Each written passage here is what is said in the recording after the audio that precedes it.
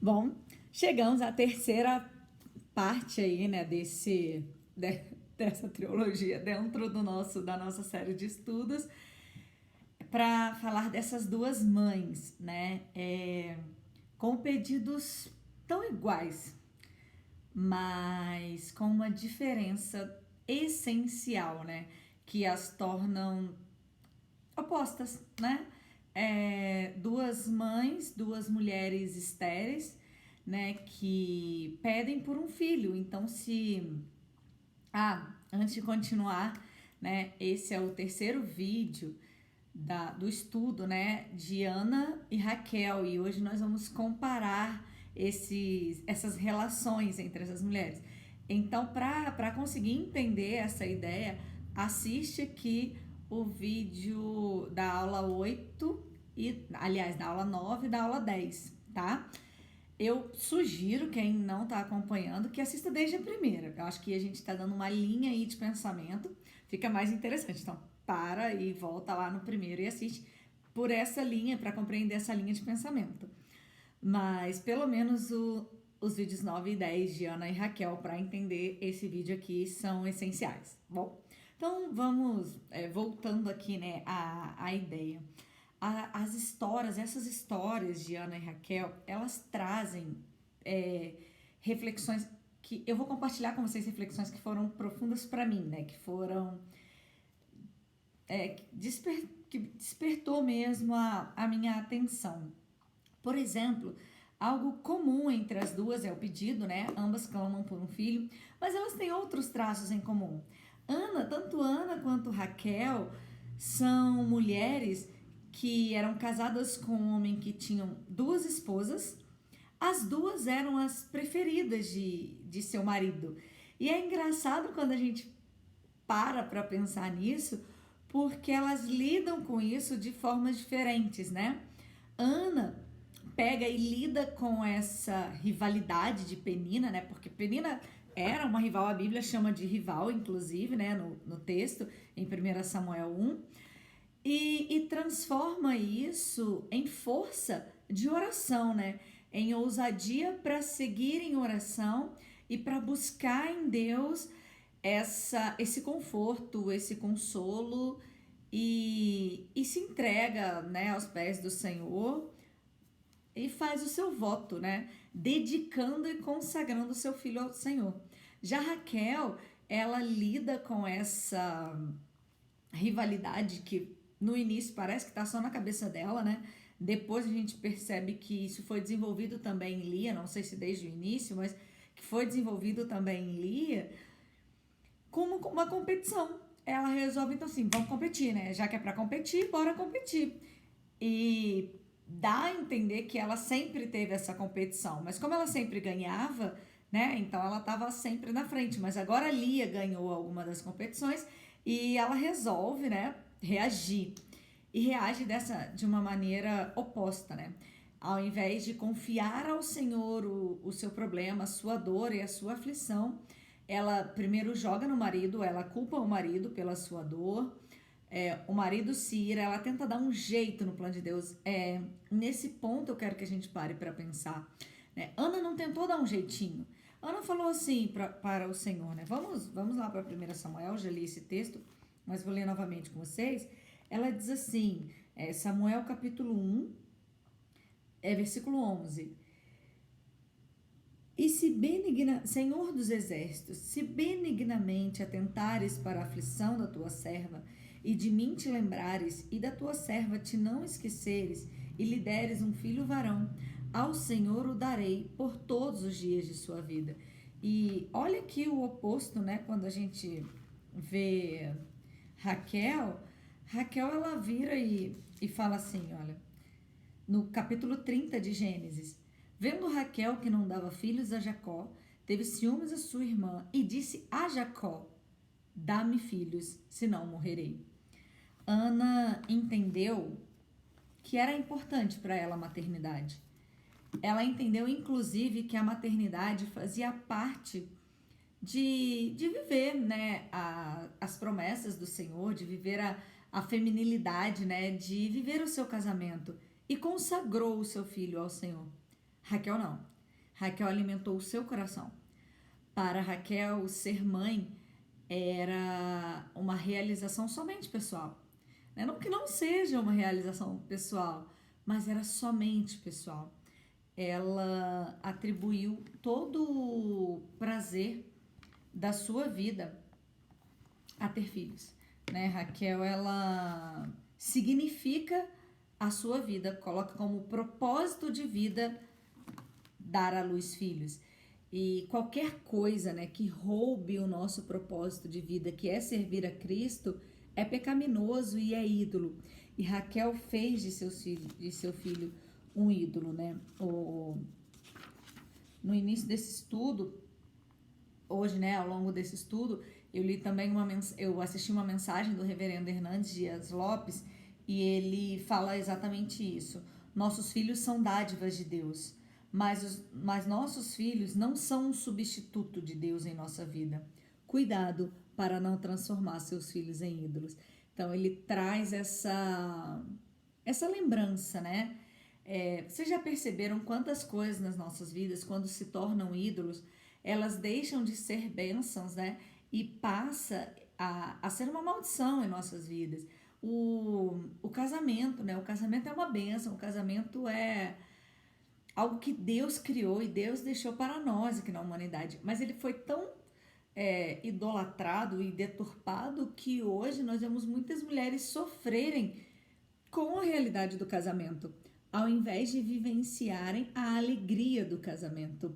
Um outro exemplo, aqui a gente está falando de filhos e os filhos, quantas mulheres deixam de cumprir e de servir a Deus porque ela passa a viver para o filho e faz tudo para os filhos.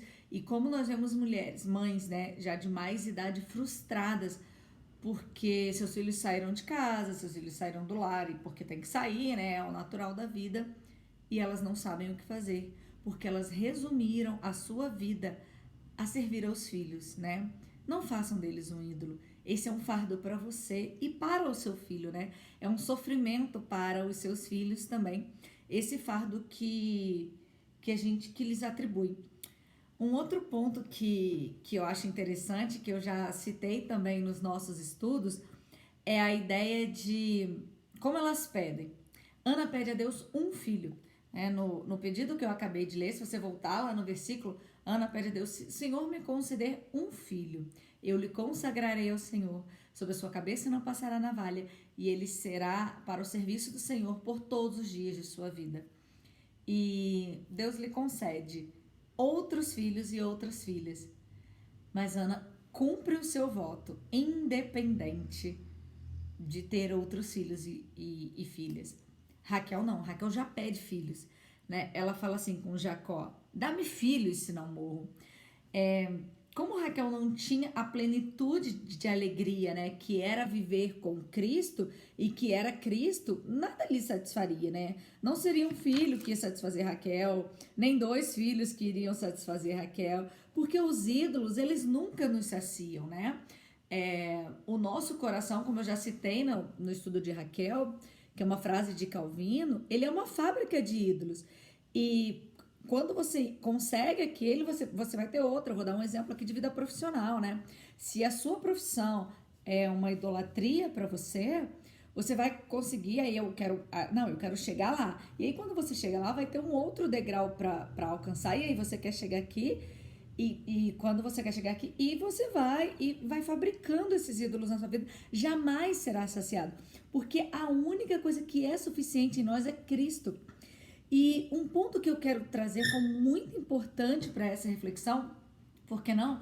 Porque senão pode parecer que eu estou falando aqui que você não deve pedir a Deus filhos, não deve pedir a Deus por um novo trabalho, ou casamento, ou até um carro, uma casa, uma viagem que você deseja fazer. Não é isso que eu estou falando. É por isso que eu gosto tanto, de trazer essa relação. E por isso que eu quis gravar essa aula relacionando as duas. As duas fazem o mesmo pedido. O problema, o pecado não está no pedido, As duas querem filho e Deus concede filhos. Nós percebemos que o problema está no nosso coração. Então, o problema não está em você almejar um casamento. E Ana sofria também. É interessante porque, assim, Ana também tinha uma aflição no coração por não ser ainda mãe. Então, também não é um problema você sofrer por aquilo em algum momento, né? Isso não pode ser a amargura do seu coração, porque a gente percebe que Ana, ela sofria, ela chorou aos pés do Senhor e ela entra na presença do Senhor com a alma amargurada. Mas Ana sai após momentos de oração, após momentos de entrega ao Senhor. Ana sai com a alma leve, Ana sai revigorada, Ana sai confiante. Confiante, não que Deus lhe daria filhos, mas que Deus faria a sua vontade, como bem lhe concedesse. Ana confia na soberania de Cristo e é tão fato, né, que Ana entende que ter filhos era para a glória de Cristo, que ela consagra seu filho ao Senhor e ela devolve seu filho ao Senhor, né? Já Raquel não. Raquel, assim, ela acaba de conceber seu filho, gente, porque assim, o nome é uma coisa que hoje a gente dá até antes, né, do que a criança nasce, mas que na época era dado quando a criança nasce. Então, assim, o nome, ele é dado à criança assim que ela nasce, porque ela viu, é um menino, é José. É José porque eu estou pedindo a Deus um outro filho. Entendeu? Que loucura isso, porque ela mal recebeu a bênção e ela já quer outra. Ana recebe a bênção, passa um tempo cuidando, né, até desmamar Samuel, não pede outra, ela não pede outro filho. Ela poderia, tipo, Senhor, olha, eu vou te entregar esse filho, mas dá um aqui para eu cuidar, para ficar aqui comigo e tal. Não, ela entrega seu filho ao Senhor. Então pense nisso. Que você possa redimir a sua vida à luz de Cristo. Redimir a sua vida à luz de Cristo, redimir os seus pedidos. Nem sempre vai significar mudar o que você pede, mas significa mudar o seu coração em relação ao que você pede, né? E se isso for uma carreira profissional, e se aprove a Deus lhe conceder, né, uma carreira profissional bem-sucedida, louve a Deus com isso, louve a Deus com o seu trabalho. Nós às vezes temos a ideia, né, de que só trabalhos eclesiásticos são ministérios, e não, todos os nossos trabalhos são ministérios, né? O trabalho, ele tem que ser redimido e pautado, guiado para Cristo. Então, o seu trabalho, ele é um ministério, e use isso como ministério, né? Tem uma citação, né, de Tim Keller, que diz assim: devemos conscientemente, é de Timothy Keller, tá, gente? Devemos conscientemente ver o nosso trabalho como um chamado de Deus e oferecer esse trabalho a Ele. Quando fazemos isso, podemos ter a certeza de que o esplendor de Deus irradia através de qualquer tarefa, seja ela tão comum como cuidar de um jardim, seja tão exclusiva quanto trabalhar no departamento de comércio exterior de um banco.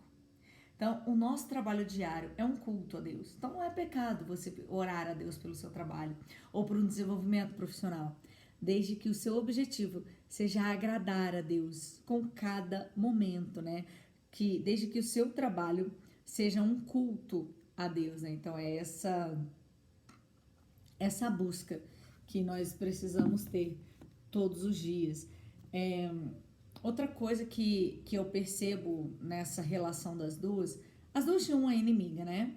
Mas Ana tinha uma inimiga que ela talvez nem conhecesse antes de Eucana se casar com ela. Era Penina. Elas não têm uma relação de parentesco. E ainda assim, Ana estabelece alguma relação com ela, né? Tipo assim, Penina, ela fica calma, ela não briga, ela não retruca a Penina.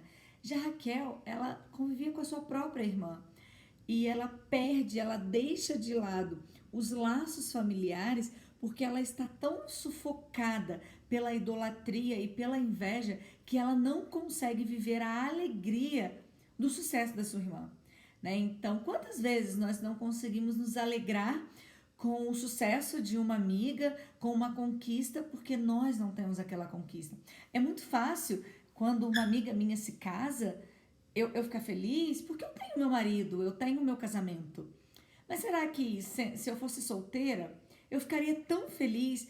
em participar do momento de casamento da minha amiga e dessa conquista dela, né? Eu já vi uma situação que eu achei muito pesada de uma mulher grávida, né? Que a sua amiga falou que não poderia visitá-la porque ela não tem filhos e que aquilo era muito sofrimento para ela. Então, assim, não conseguir se alegrar com a alegria do outro, com a alegria dos nossos irmãos da fé, com a alegria da sua própria irmã de sangue, né? Porque a sua inveja a consumia. E a gente vai percebendo que Raquel é tão envolvida nesse processo de idolatria que ela perde esse senso. Quando eles vão embora, né, ela rouba os ídolos de seu pai. E quando eles estão no meio do caminho, Labão vai ao encontro deles porque ele se sente roubado por Jacó. E Jacó não sabia que esses ídolos estavam com Raquel, né? E fala para Labão, pode procurar em tudo aqui, porque ele tinha certeza que ele não tinha nada, né? Que ele não tinha roubado nada. E Raquel, então, ela coloca na sela do camelo, né? E ela senta por cima desses ídolos de seu pai.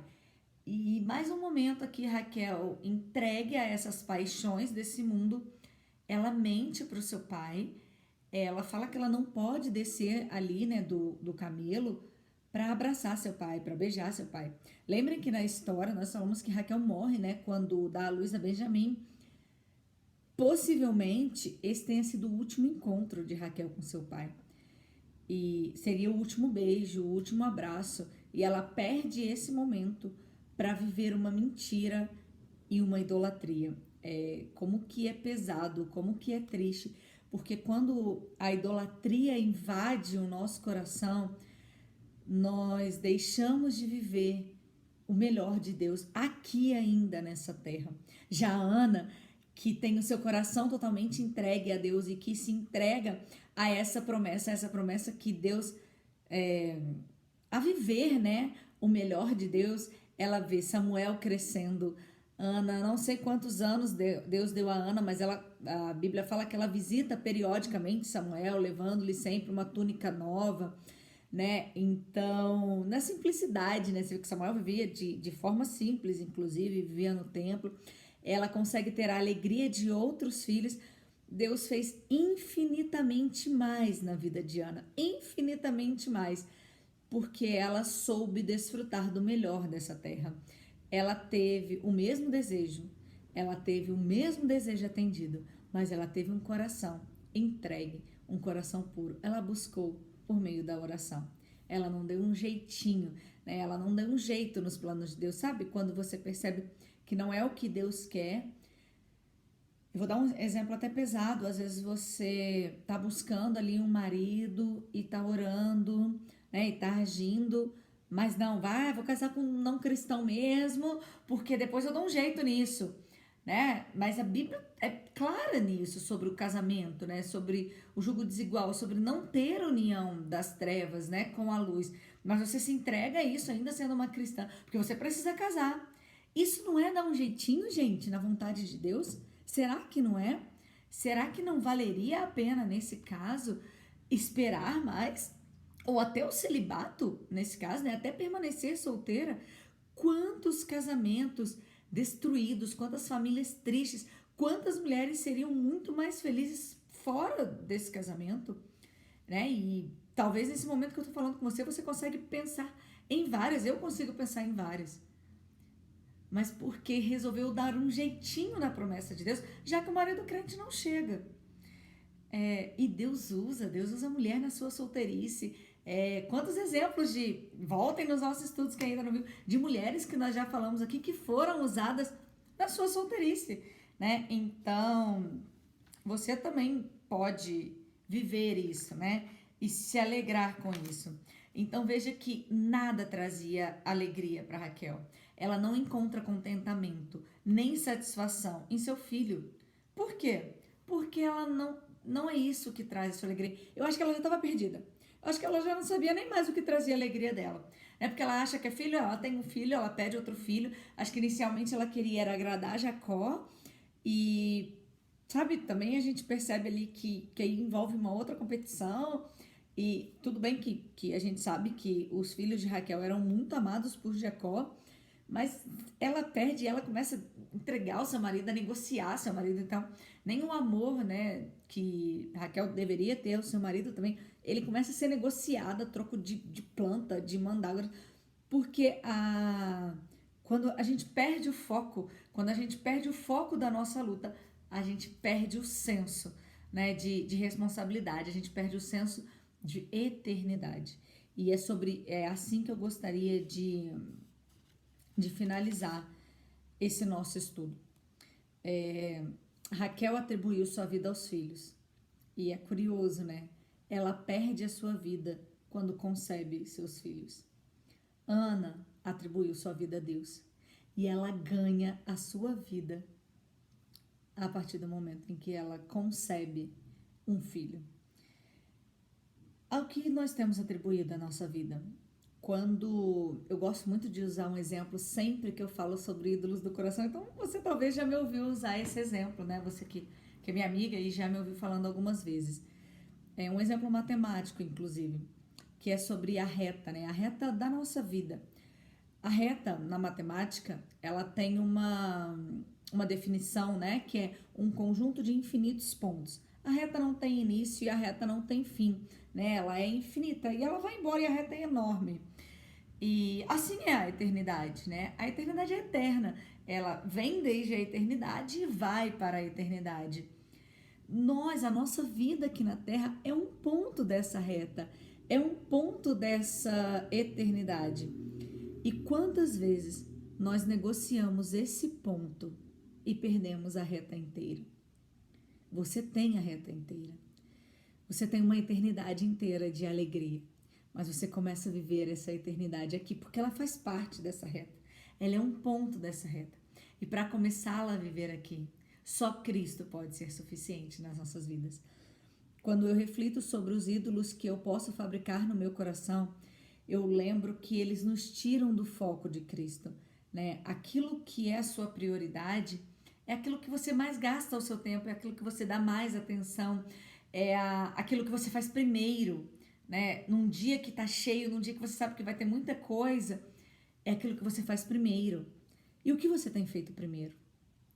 Qual tem sido a sua dedicação primeira, a sua prioridade? Eu espero muito que a sua resposta seja Cristo, seja leitura bíblica, seja oração, seja meditação na palavra. Porque a única forma de nós não perdermos o senso de eternidade, de nós não perdermos as perspectivas, desses ídolos que são fabricados no nosso coração, serem abafados, porque eles existem. E uma brecha que a gente dá, eles podem ser aflorados, porque a linha é tênue, é o mesmo pedido, é o mesmo desejo, né? Para que ele não seja um ídolo, você precisa alimentar o seu coração todos os dias do principal tesouro que nós temos aqui na Terra. E o principal tesouro é a palavra de Deus. Então, o mesmo pedido com consequências erradas, com motivações erradas, eles têm consequências totalmente diferentes. Reavalie, reajuste a sua vida, alinhando aos princípios de Deus e que Deus possa te ajudar, né, a fazer. Continue pedindo, continue clamando a Deus, continue colocando as suas angústias, as suas aflições, aquilo que aperta o seu coração. Não há pecado em se derramar diante de Deus, mas que após esse choro, após essa noite de choro, você possa amanhecer com alegria, com confiança que Deus está cumprindo a sua vontade e a sua benignidade na sua vida, e continue vivendo uma vida para a glória de Deus. Porque enquanto Cristo não for suficiente, não há alegria plena. Nada pode nos satisfazer suficientemente a não ser Cristo.